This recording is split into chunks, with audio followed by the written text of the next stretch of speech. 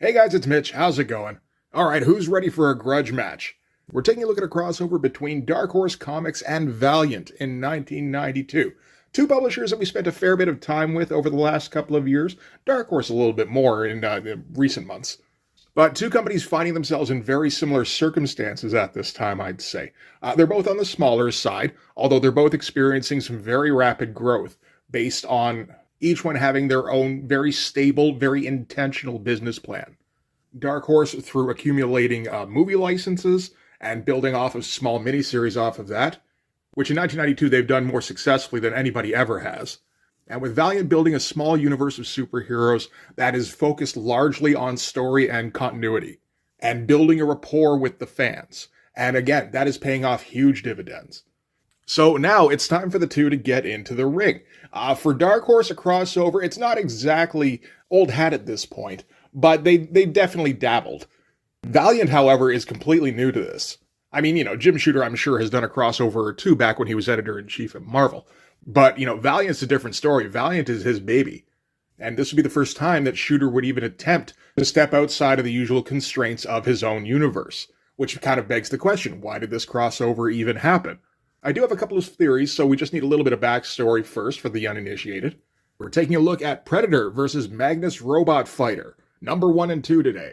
So that is the question that occurred to me while I was reading up on this. Because it doesn't quite fit into Jim Shooter's business plan, as far as I could tell what it was.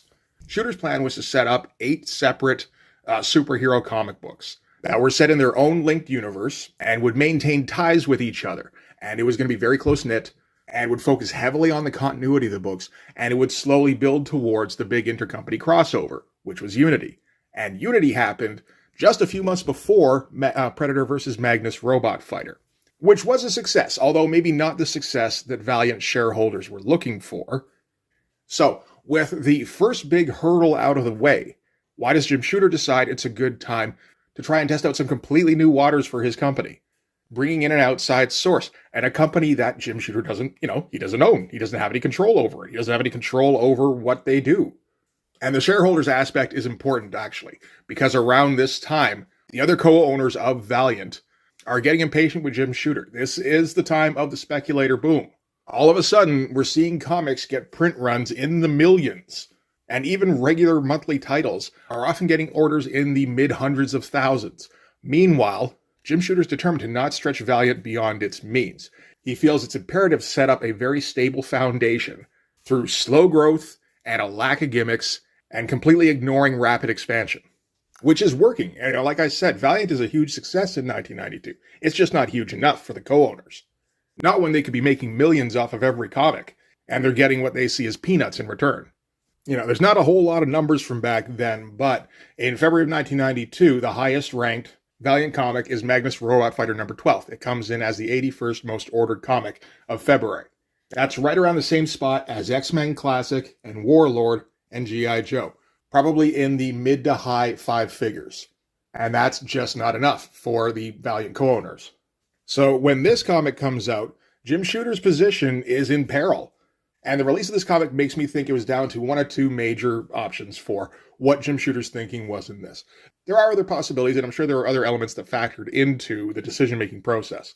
But it strikes me that it would either have been a case of Jim Shooter thought the Valiant was in a stable enough position now, and they'd gotten their first big hurdle out of the way, so now they could look at expanding their borders and reaching out to another similarly stable, small publisher for a short event miniseries with some small returns that wouldn't have any kind of lasting impact on his own company. It could be a nice little one-and-done thing, made him and the other co-owners a nice little chunk of change, and then they could move on with their business. It'd be nice to think that was the motivation behind that. Just the situation that Valiant was in, though, suggests to me that this was kind of a Hail Mary play by Jim Shooter. I have no idea if this is the case. This is just supposition. But it strikes me that this might have been a last-minute attempt by Jim Shooter to try and placate the other co-owners. Fine, you want to do an event, we can do a little event, but we're going to do it my way. We're going to do 2 issues. We're going to do it not exactly out of continuity, but in a way that doesn't impact continuity. We'll get Barry Windsor Smith to do the covers, and that will basically be our gimmick. And then we can go back to business as usual, and you can get off my back. Now, if that's the case, sorry to say it didn't work, but we can get into that in a minute. So why don't we dive into the comic here? We can start with the Barry Windsor Smith cover, which I love. I remember seeing ads for this in Wizard. I didn't know who Magnus was. And I mean, I knew who Predator was because I'd seen the movies, but I wasn't aware that there were Predator comics, or that Predator in comics could look like this, which is very faithful to the movie version. Going heavy on the shadows on Magnus, get the Predator head filling up the cover, and going with a black background where the Predator is essentially coming out of the shadows. It's not super dynamic or anything, but it doesn't have to be if you come up with an arresting enough image, and I think Barry did in this case. Or in terms of concept, it's not even that arresting, I suppose. It's just the two characters standing there. But the execution is so good, you can't fault it. And, Magnus with the raised fist here, you're primed for a big beatdown between these two. And really, that's all we're going to have time for in this story. This is a very meat and potatoes, Jim Shooter type of story. It's got a pretty simple concept, and it executes it efficiently, because that's really all it has room to do. In 2 issues, you don't have time to do a sprawling narrative of any kind. You don't have time to raise any stakes even. You barely have time for anything resembling a plot twist.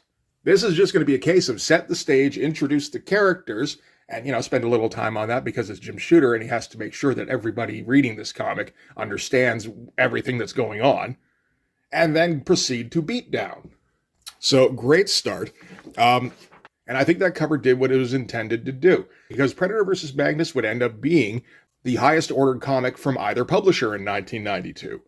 Both issues 1 and issue 2 outranked anything else the publishers put out in 1992. Now, they don't crack the top 100 for the year. Hell, they barely beat out Brigade Number 2. But Brigade Number 2, if memory serves me correctly, was published in the neighborhood of 700,000 copies. And that was at $1.95 cover price. This one's at $2.95 US, $3.50 Canadian, so a bit of a premium book. Yeah, I think that's kind of cementing my theory that this was an attempt to placate the co-owners. I mean, this should have made them a pretty big chunk of change. So this one is going to be plotted by Jim Shooter. Scripted by John Ostrander. John Ostrander would come on as a regular writer at Valiant around this time, right in the wake of Jim Shooter being fired from Valiant. Artist on this, pencils and inks by Lee Weeks, which is important. We haven't touched on Lee Weeks on this channel before, which is surprising. I think it comes down to I'm not sure what would be considered a Lee Weeks definitive comic book, or even a series of Lee Weeks definitive comic books. If you can think of a Lee Weeks book I need to take a look at, let me know in the comments, please. I'd love to see them.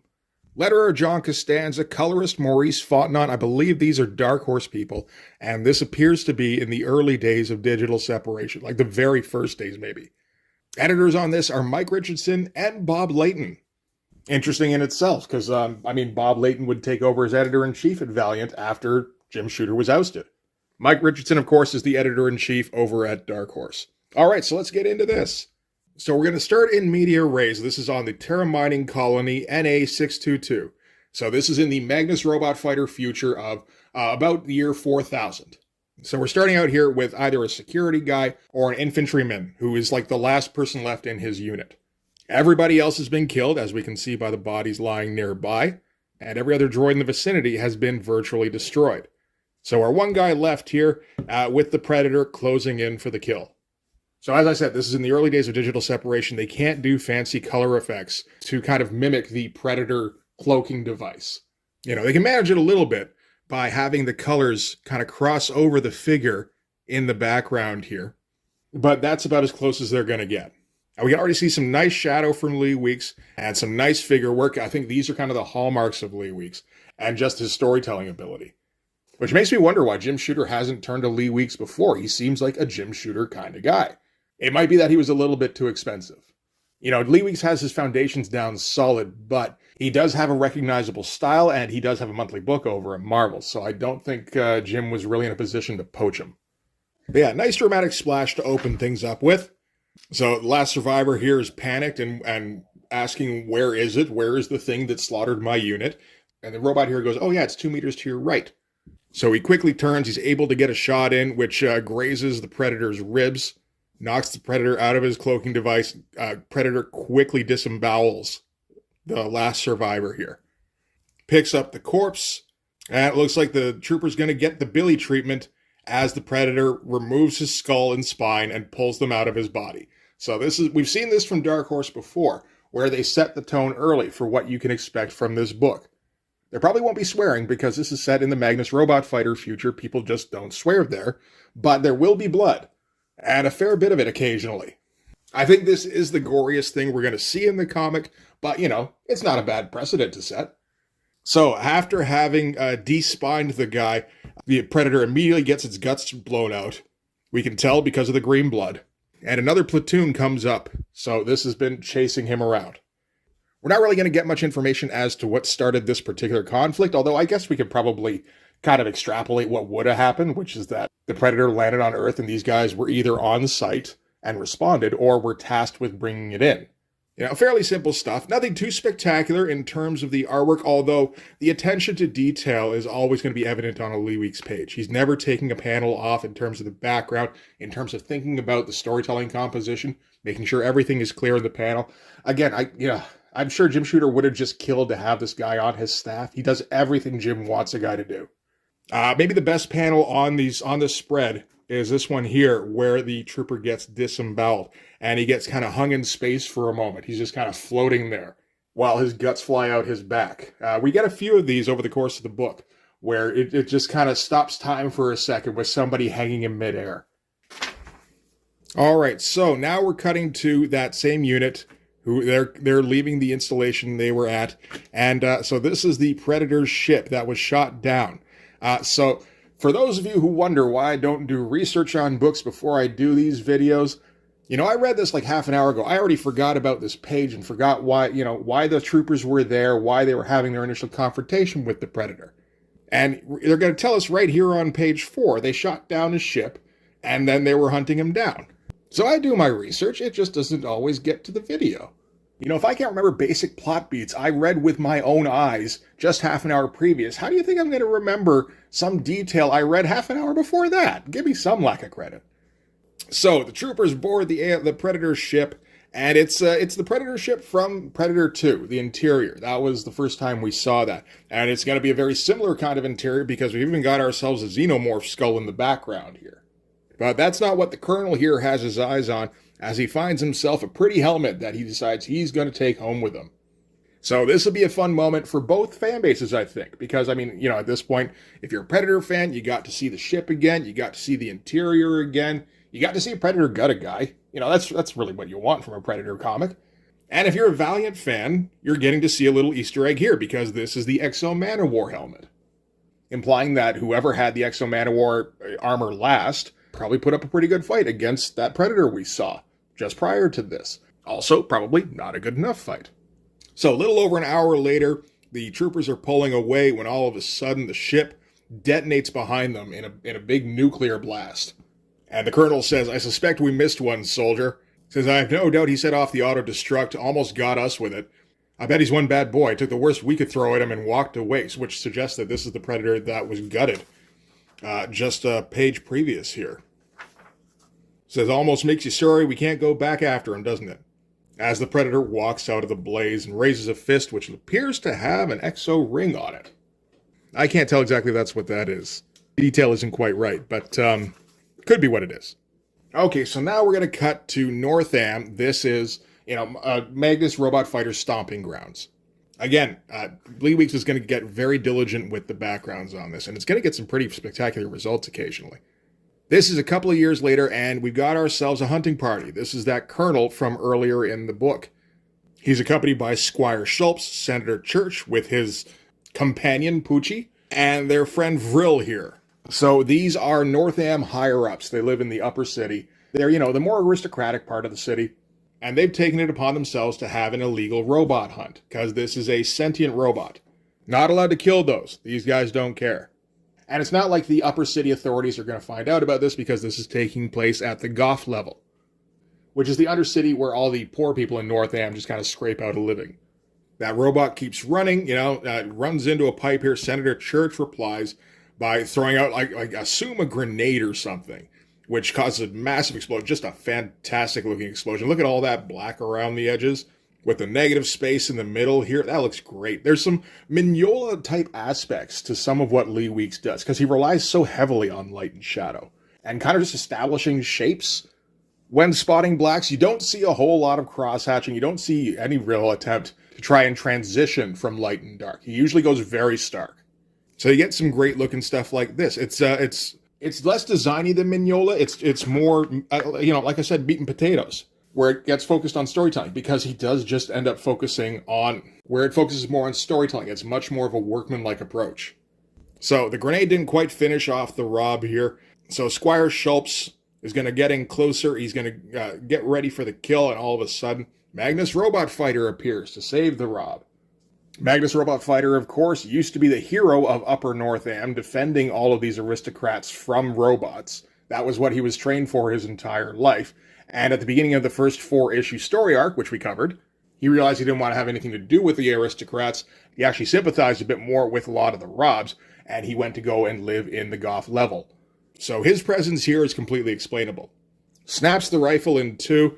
The robots that were accompanying Squire Schlups kind of move in to defend their lord.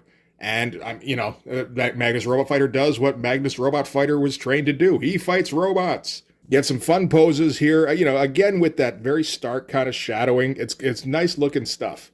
As he just kind of picks them apart. The Squire uses the distraction to try and shoot Magnus, but Magnus has a laser-proof tunic that disperses any kind of energy blast. So good to set that up early, because that is going to come back. The robot that Squire Schlups and his party were pursuing warns him that there's somebody up on the bridge, and they take out Squire Schultz. Again, one of those kind of frozen moments as we get rid of the panel border, just kind of freeze a moment in time. Great looking drawing, great posture from the figures here. You get the feeling Magnus was trying to move in the way of the shot. He couldn't quite get there in time. That's another thing about Magnus at this time. He doesn't approve of Schlups or his party. He doesn't want anything to do with him, but he also doesn't want to be responsible for anything dying on his watch. They keep shooting. They hit Magnus a few times, but they hit him in the tunic, so it doesn't do anything because, they don't have projectile weapons. And he's able to get Schlups over to some cover here while he's dying. This is just a great shot here with the up lighting. Not a very flattering shot, but Schlups lives long enough to tell Magnus who is shooting at them, for one thing, and why they might be shooting at him. So these are Gun Club predators, and they're killing him so that he doesn't lead Magnus back to this trophy that they've recently gotten. So naturally, once he gets the address from Schlups, right before Schlups dies, first place Magnus is going to go is back to their headquarters, and he's going to go find that trophy, which is the exo helmet. Awesome looking shading. Nice establishing shot here where he walks in the doorway. We get just a brief glimpse of the gun club, but you know exactly what this place is going to look like. This is a highfalutin hunters club. And Magnus smashes the case and takes the helmet for himself. Okay, back to the upper level where the rest of the hunting party is going to meet to just kind of catch up on what exactly just happened. Jim Shooter's always covering his bases. He's always making sure that the reader doesn't get lost in the shuffle. If there was anything that was a little bit unclear, he's going to make sure he doubles back and re-explains exactly what's going on with the plot. So these guys are explaining what just happened, which is that Schlups informed on them, and then Magnus went to their headquarters and took their trophy. And now their plan is they got to go hunt down Magnus and kill him and get their trophy back, which they figure they can do because Magnus is on the outs with the aristocracy. Great looking setup panel, eh? Look at that shit. This background is better than anything we got in those first 4 issues of Magnus Robot Fighter. No shade on Art Nichols. It's just Lee Weeks can execute things a little bit better. That's probably one of the reasons Jim Shooter went after him for this project. All right, so now we got to catch up with Magnus. And Magnus is going to be meeting up with his girlfriend, Legia. We remember Legia from those first 4 issues of Magnus Robot Fighter. So Legia's the president's daughter, very, very higher up aristocracy. Magnus has managed to hang on to her, even though he's living on the Goth level now. And one of the big things to remember about Legia is that she's kind of telepathic. So Magnus's reputation might be in the gutter, but it's not to the point where he's a criminal. He's just kind of undesirable, and as long as he shows up in a nice jacket, yeah, I guess he can be invited in. Legia doesn't care about that shit, but everybody else is going to care about that shit. So the whole reason for this little get-together is because Magnus wants Legia to take a look. He wants to get some alone time with his girlfriend, but while he's there, might as well take along this trophy. See if she can maybe come up with anything about it. Gets a little bit of sexy time with her and everything. Really nice looking face here. From kind of a tough angle. I read both these issues just prior to recording this. I don't think I noticed a single awkward panel throughout this entire thing. There's also a thing where Legia realizes that she can sense the helmet like it has sentience of some kind, so they throw a blanket over top of it. And we're also going to get a brief cutaway here where an unidentified ship is coming into the city kind of erratically, and then once they try to make contact, it veers away towards a less populated area. So they send out an interceptor to try and figure out what's going on there, and the interceptor gets destroyed, gets grounded here. Another great looking explosion with a ton of black in there. That looks great. This is something to remember when drawing explosions. Like, I'm always interested to see how people will render an explosion because you're basically deciding how you're going to render the smoke. You know, the explosion itself is just light and then debris. So it comes down to how do you want to apply the shadow. I'm always interested to see how different artists tackle that particular problem because it's something that's difficult to represent accurately on the page using just a black and white medium. So it's always interesting to see what stylistic approach somebody's going to take. So the interceptor gets downed. We see a brief glimpse of what it was chasing. That ship looks a little familiar. And they send in the rescue squad. They figure that the interior hasn't been compromised, so everyone on board should be all right, except they get inside, and everyone has been not just gutted, but skinned as well. Some with their spines and skulls removed. And nice dramatically lit panel to just kind of underscore things. Yeah, man, Lee Weeks has a way with light and shadow that not too many people do. So it looks like Colonel Hartwig is still active in the police force or the military or whatever at this time, just not in an on-the-ground kind of capacity, so he's issuing orders to go and investigate the downed ship, and that provides a good enough distraction where him and the rest of the hunting party can go down to the Goff level and go and retrieve their helmet. Again, nice dramatic shot. Kind of small, too, like where you're not getting a giant shot of the Colonel as he's, prepping for action here. We're getting the whole room, but the Colonel still stands apart from everybody else. That is, nicely dramatically lit, again. Okay, meanwhile, Magnus is going to head back home to go and live among the other dirtbags. He's going to leave the helmet with Legia so that she can investigate a little further, though. And now we've got our third player in the game, because, of course, it's not just down to Magnus and the hunting party who want the helmet. The Predator here still wants his trophy back. So as Magnus leaves, Legia's kind of communing with the helmet, trying to figure out what it is, and she is able to establish a rapport. She at least knows that it's called Exo, and that the Exo is trying to warn her about something, but doesn't really get time to warn her about anything in particular, because that's when the Predator smashes in through the window. Again, great looking figure work. Still doing nice work with the shadows, and managing, even though the Predator is kind of scrunched up, to establish that it's also kind of huge. So, Legia's got her own personal security droid, and she orders it to go and defend her. Predator dispatches it with ease, gets him with the spear thing from Predator 2. It has largely Predator 2 weapons.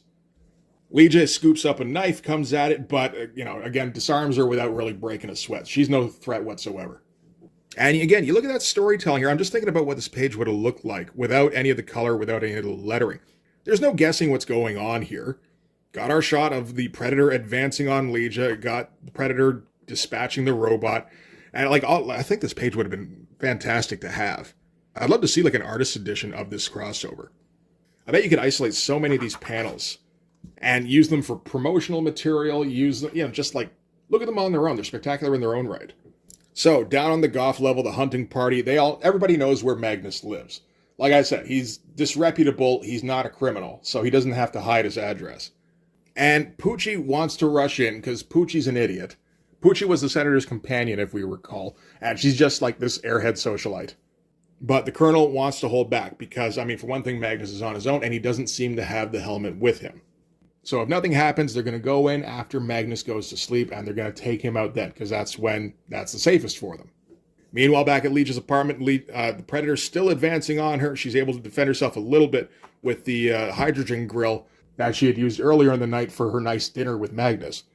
And she's able to use that to ward the Predator off and then, start running again. With the helmet in tow. You can barely see it, but it is there.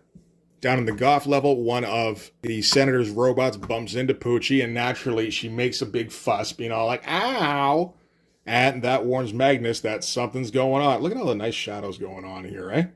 That's great looking stuff. Again, a little bit Mignola-esque. Not all the way, but pretty close. So now they have to hold off, and that's when Legia comes running in. She gets there pretty quick.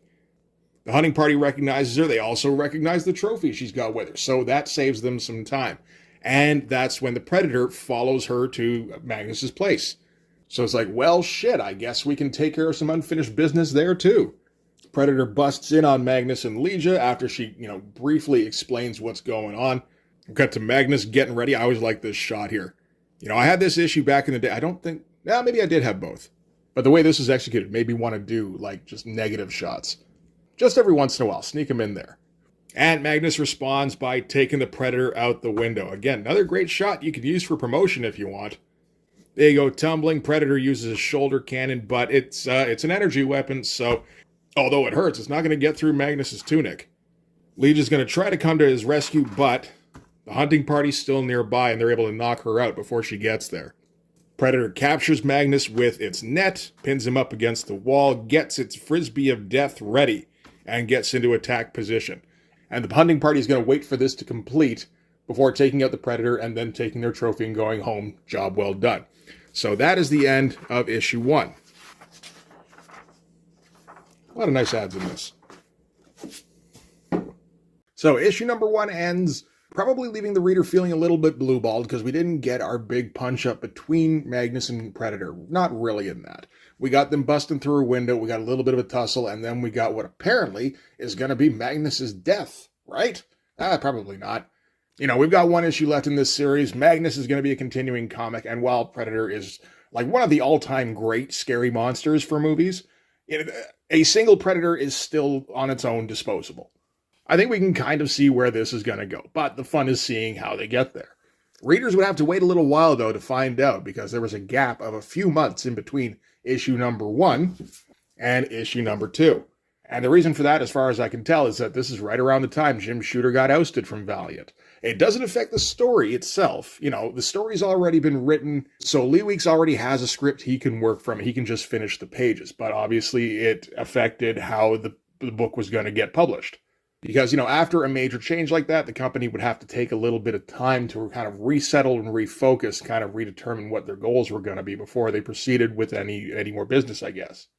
And hey, Lee Weeks maybe even needed a little bit of extra time because, some of these pages get pretty detailed. But issue 2 did make it to the racks eventually. Not quite to the same fanfare that issue 1 did, but I mean, I think that's to be expected. For one thing, it's an issue 2 versus an issue 1. I think issue 1 always sells best, even in a miniseries. In addition, this cover, not nearly as cool as the first one. And of course, there is that big gap. So whenever you're not producing comics regularly, you can always expect some kind of fall off. That being said, while issue 1 did place, I think, around 110th most ordered comic for the year, 1992, issue 2 comes in closer to 190th, which is still great, particularly for a couple of small publishers. Like I said, either issue of this crossover beats out anything else these publishers put out for the entire year. So let's wrap it up here. I think we can go a little bit quicker.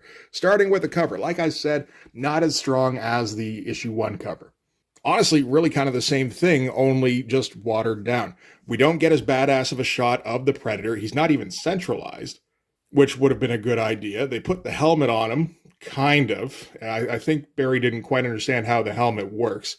We've got Magnus in essentially the exact same pose he was in on the first cover, but from a profile, so kind of a weaker angle.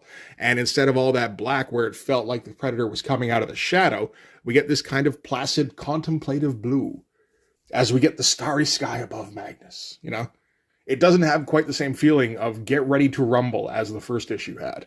And yeah, just strange choice to shove the Predator down here in the corner. And then just leave all this blank space up here. That's so weird. I have no idea what Barry was thinking there. I mean, I guess he just didn't want to completely replicate the first cover, but he just kind of ended up moving around the pieces he had on the first cover in a less satisfactory way. Anyway, we pick up right where we left off, where the Predator has Magnus trapped while the hunting party watches. Poochie, the Senator's companion, is impatient. She wants to kill the Predator right away while it's distracted, and then move in, kill Magnus while he's pinned up. Take the helmet and take off. And of course, she's impatient. She's a stupid bimbo, as the Colonel calls her here. While he's trying to explain why they're waiting, she lines up the shot, and he has to, smack her hand out of the way real quick. And she ends up shooting in between the Predator's legs. And we're going to get a pretty big splash page here. I think this is a first for this miniseries. Get the Predator taking up the whole fucking page. That looks fantastic. Low angle, put him in the foreground, put the trapped Magnus in the background, makes him look absolutely massive. Put that pretty heavy shadow on him here too, like really lends some weight to the figure. That's such a great splash. For a shot that really, again, isn't super dynamic, but it's great for setting the mood. So while the hunting party's bickering amongst themselves, we're getting a little bit of vision from the Predator here. That was that shot also with Magnus with the reverse color, was Predator vision, I should have said. But he's, obviously taking a look around and identifies where the shot came from, and we get him targeting in on the weapon that's aimed at him. Throws his death-orang and chops off Poochie's hand, which we see flying in midair. Again, we haven't seen too much gore in this. We saw it at the beginning of issue 1. We're getting it at the beginning of issue 2, too. That's nice. Just to remind us, this is very likely a direct market only release. We're sure as shit not worrying about the Comics Code Authority, so yeah, why not throw a little bit of blood in there? If you're reading this, chances are you're either a Predator fan or you're okay enough with the Predator property that you understand by buying a Predator book, you're gonna get some blood. Predator follows up by taking out his death spear and hurling it. We do see the Predator in here, just in between the silhouettes. Right at the Senator, impaling him. See him putting up his force field as his death-orang comes back to him. And Vril here orders the accompanying robots to open fire on the alien. Meanwhile, Magnus is stuck just getting strung up against the wall here and unable to do anything. But the incoming fire weakens the net that's holding him there. And any blasts that come through, they are just hitting his tunic. They're luckily not hitting him in the head or anything. So the fire weakens the net enough that he can get a little bit of leverage and really flex those Magnus muscles. I don't know if we saw too much muscle definition in Magnus really before this. But that looks pretty great. But he is able to move the net enough to pull the wall down on top of him. That's a bit of a twist that maybe you didn't see coming. So the Predator is focused now on the hunting party because, Magnus is still strung up. So Colonel is going to take this opportunity to scoop up the exo helmet. Not sure why it's here exactly. I think theoretically it should be in Magnus's apartment. But yeah, why not? We don't exactly have time to follow the Colonel into the apartment, scoop up the helmet, and then take off again. Again, we got a limited number of pages to get this story together.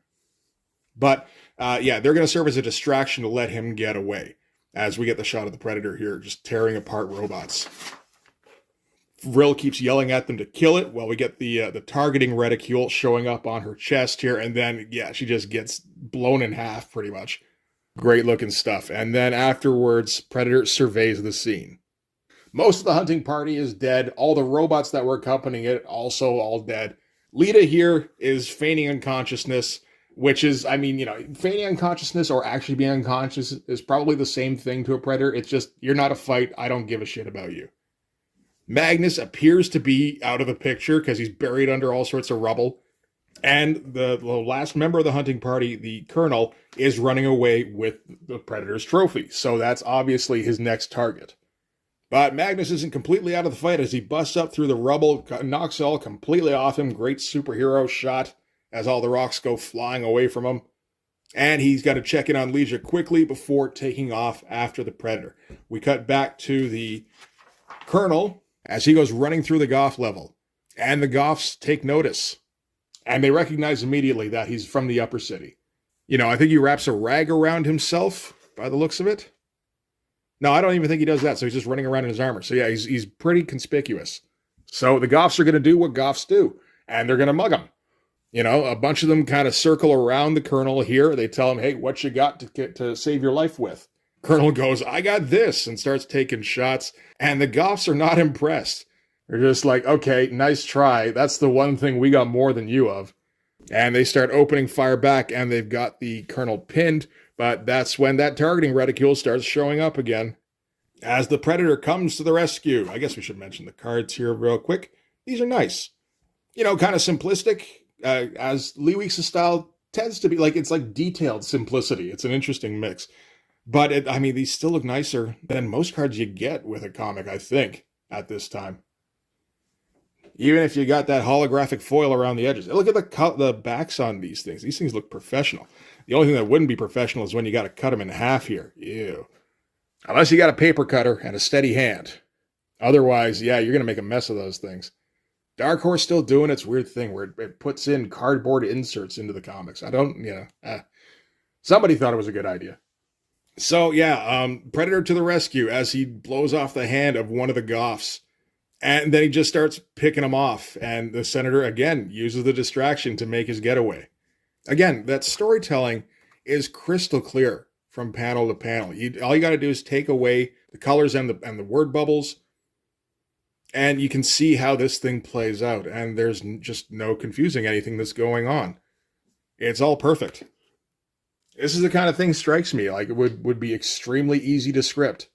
All right, back to Magnus. Magnus is going to go check in with Professor Talltrees. So that's his mentor figure, I suppose, in the absence of A1. I'm not keeping up with Magnus Robot Fighter past issue 4, so I don't know exactly where his journey went, but it stands to reason that he needs somebody to give him information. He doesn't have access to some big supercomputer down at the Goth level. So we asked Professor Talltrees if they've got any information on this thing, and turns out, yes, they do, because they have visited Earth at least a couple of times before, back in 1987, and I think the next one was 1997. And kind of runs through what they know about predators, which isn't a lot. Start out by describing that they have a lot of weapons anyway. Their whole society seems built around hunting, and they seem to have some sort of very strict ethical code about hunting. Explains why he left Legia there. He didn't see her as sport. Magnus is like, okay, so how do you stop this thing? And Talltrees is like, that'd be simple. You just kill it. Which Magnus refuses to do, at least at the outset. And Talltrees is like, you're going to kind of have to because he's not going to give you a choice. He's more than almost anybody can handle physically. Anybody except Magnus Robot Fighter, anyway. And if he does look like he's going to lose, he's got this little wrist gauntlet thing that has a low-yield nuclear device in there to at least declare a stalemate. So, if you go up against this thing, you're going to have to disable that first. Even then, it's going to fight to the death, so you don't really have much choice. And Magnus's dilemma is that he basically sympathizes more with the Predator than he does with the high-level North Am guys that the Predator is soon to be unleashed upon. They're both warriors that both have an ethical code. But Talltrees points out, yeah, that's great, except it's not a human ethical code on his part. There are some differences. And once it realizes that the upper-class North Am people aren't going to be any kind of sport, who do you think it's going to focus on next? I think it would have a lot of fun at the Goth level, don't you? And Magnus gets real intense as he squints his eyes. Again, all that great shadow stuff going on here. Not always the most obvious choices for where to place the blacks. So you get to see some of the stylistic choices in here. It's good shit. I think Lee Weeks, I think this was some of the earliest exposure to Lee Weeks I had, and this is probably some of the earliest exposure I had to people having jowls, you get the jowl lines around the chin here. And going, oh, people don't all just have square jaws? You're allowed to do that in a comic? I didn't know that. So Magnus is kind of resigning himself to killing the thing because he doesn't have a choice. Legia tells him she still has a telepathic link to the XO helmet, so she can track it at least. And that way they'll know where the Predator is going to be. Naturally, then, we're going to transition to the XO helmet, which is still on the hip of Colonel Hartwig. He's in the upper city now going up the tubes. Predator's right behind him. Smashes out the elevator underneath him here. Kind of a great looking shot.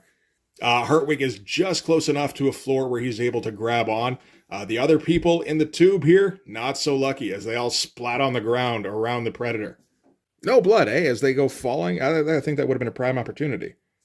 And then we get our shot here of Legia and Magnus on board some kind of little skiff as they kind of troll through the upper North Am city looking for the Predator. That's a great background shot. Again, it's all kind of simple, clean line stuff, but there's enough packed in there. It gives you the impression of a pretty packed world. So they've tracked the Predator to, he's just about ready to go at Senator Hartwig. So Magnus leaps down to confront him. Meanwhile, every robot in the vicinity is closing on the Predator because they're all programmed to defend humans, right? They're not allowed to allow through inaction a human to be harmed. And a whole lot of humans have just gotten harmed in that tube. So they all just kind of converge on him, and the Predator's going to get to work. First taking down the skiff, knocking Legia to the ground. Another nice explosion, more nice thick smoke. And then getting to work on the robots here. Just with silhouetted against all the flames. That's great shit. But eventually decides, okay, this is just slowing me down. Hartwig is getting away, so initiates his cloak. And maybe importantly, adjusts the cloak so that it doesn't register on thermal scans, because earlier, of course, he was cloaked and he did get noticed by robots. They were able to say, okay, the predator is closing in. So he switches it up, and the robots aren't able to track him anymore. He's able to get back to his hunt. Magnus checks in with Legia on his wrist comm. She's okay, but the explosion did rattle her quite a bit to the point she doesn't have the telepathic link to the helmet anymore. So Magnus is on his own now. We're going to cut then to the center, running around, trying to get to the armory so that he can find something to defend himself with, when all of a sudden he runs into an invisible wall. Get a great up-the-nose shot with the dramatic lighting and everything. That's fantastic shit. As the Predator decloaks and lifts him by his throat. Got the spear in hand, ready to take the final blow. Not sure about the colorist's choice to basically black those two out. Going with a very dark blue. I guess with the surrounding, again, Mignola type panel border here, that does imply a light background. But, I don't know, it would have been nicer if you could see the figures a little better there. But anyway, Hartwig isn't going to die just yet, because that is when Magnus finds them. He's able to tackle right into the Predator here. We're going with like mid shots. Make sure you see all the action, at least at first. Then we get into the close-ups as Magnus gets rid of all its weapons. First takes out the gauntlet so that he doesn't have the nuke to resort to. Then smacks off the helmet. Then takes out the shoulder cannon, leaving it to just be a bare-knuckle brawl, as nature intended. And the Predator is like, good. Honestly, this is what it wants anyway. We get the close-up of Leeweek's version of the Predator. We haven't seen a Predator face up until now from Lee.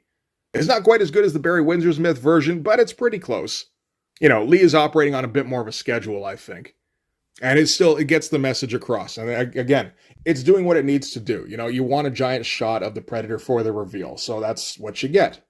So Predator's ready to get down to business, but before he gets to that, there's just one other thing he's got to take care of, because Hartwig's trying to take off with the helmet again. So Predator scoops up that staff and hucks it at Hartigan, impaling him against the wall. Just a little bit of blood there for us, just to, again, if we feel like we've been missing out a bit. Oh, and it was confirmed earlier, the Predator does have the exo ring. Couldn't see it clearly before, but now we can. Again, just a nice little Easter egg thing. So really, if he knows what it is, he could use it to suit up and, just be unstoppable against Magnus at this point, but I don't even think he wants that. Or it could be that the exo didn't want to link with the Predator. It's a sentient carapace kind of thing. It can decide what it wants to bond with, right? Meanwhile, in another part of the city, that Predator ship is touching down. Again, we're going with a nice slow angle. Really get it looming, and we get it, get the feeling that even if Magnus wins this thing, he might not win. He might win the battle, but not the war. They go tumbling off the balcony here, get one of those nice overhead one-point perspective type shots, showing just how deep the upper city goes. And we're finally going to get our punch up. Looks like Magnus managed to miss one weapon, because Predator still has his blades. As he gets a good shot in on Magnus here. Manages to get a good straight arm shot to the jaw. One to the breadbasket. We're not getting huge, cool punching shots. It's not, which makes some sense. For one thing, that's not really what either of these companies are known for. For another thing, this is Jim Shooter that's doing the plot on this. And, while Jim Shooter does recognize that every once in a while you do need to have a fight with a superhero type character like Magnus, particularly if he's fighting a big bad monster like Predator. But he's not going to do anything he feels is gratuitous. So anyway, with those 3 hits, you get the feeling the fall took a lot out of Magnus here, not so much out of the Predator. Predator has Magnus where he wants him, holds him by the throat, basically congratulates him on, putting up a good fight, and starts swinging down the blade, but Magnus ain't done yet, grabs the blade, and smacks him across the eyes. And, it's one of those Magnus chops, so yeah, no, he took his eyes with that. We're going no panel border, negative space background. So again, frozen moment in time to really just kind of register like, oh, that's the fight. Get the close-up of it howling in pain as it hits the ground. Magnus comes up and severs his spine with his, he's got rock hard hands. And yeah, fight's over at that point. So a little bit truncated, but, again, I think that could have been predicted. But that's when the cavalry shows up, because that alien ship pulls up right to the bridge here. Look at that shadowing. That's great, because you get that, like, that's buildings casting those shadows on the ship. That's excellent looking stuff. Like, great sense of scale there. And then all the predators that are on this ship appear around the fight. And it's like, oh shit, so Magnus is just fucked here. But of course, anybody familiar with predators knows that's not how predators work. So the leader of the predators approaches the fallen predator because Magnus left him paralyzed and blind. So left him alive because, it goes against his killing code to just end him outright. But didn't exactly leave him in a position where he could ever hunt again. So his life is kind of purposeless now. And the defeated predator accepts his loss, and all the predators around the group. I mean, first it looks like they're going to take it out on Magnus, but no, they just direct it at their fallen compatriot here, and they just take him out of it. And that's kind of it.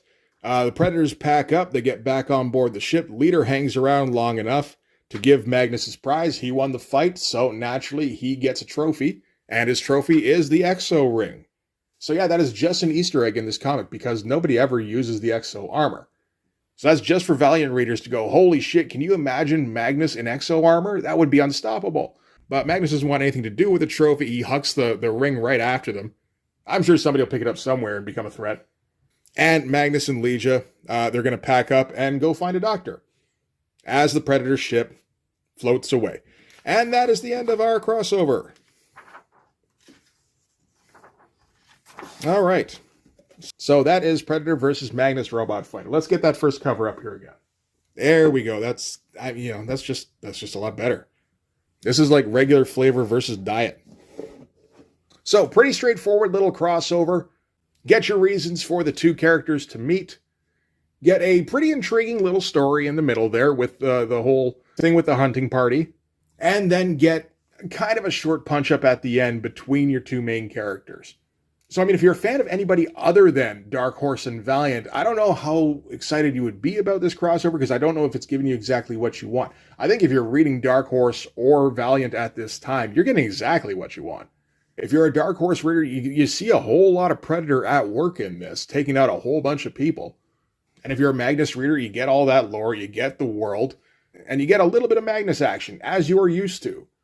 Anybody else maybe would have wondered what the fuss was about, unless they were enjoying the Lee Weeks art, as I was. But yeah, that is the end of this crossover. Small little crossover executed well. It's interesting to compare this to the next crossover that Valiant would do. We got basically two crossovers in Valiant history. The Jim Shooter era crossover with Predator, and the post-Jim Shooter era crossover with Image in Deathmate. The Jim Shooter crossover ended up being nice and tight, ended up being kind of small scale in the grand scheme of things, although still accomplishing its goal, making a ton of money, and spreading the word of both companies. Just nice bit of business all around. The post-Jim Shooter crossover, Deathmate, was with the most chaotic publisher possible in Image Comics, that had no idea what they were doing, but were making money hand over fist. And that crossover is a complete mess, left retailers howling with how often they were missing deadlines on the Image books, and made a shit ton of money, while at the same time kind of sounding the death knell for speculator comics. It'd be a few years before the crash really became apparent, but that was the start of it. So just an interesting little series all around, and hey, I think it still holds up nicely. If nothing else, that Lee Weeks art, that is just spectacular stuff to look at. So I guess I've covered all of the Valiant crossovers. Now I've probably got another Dark Horse crossover or two in me, that I can do some point, so we can look forward to that. But for this one anyway, that is going to do it.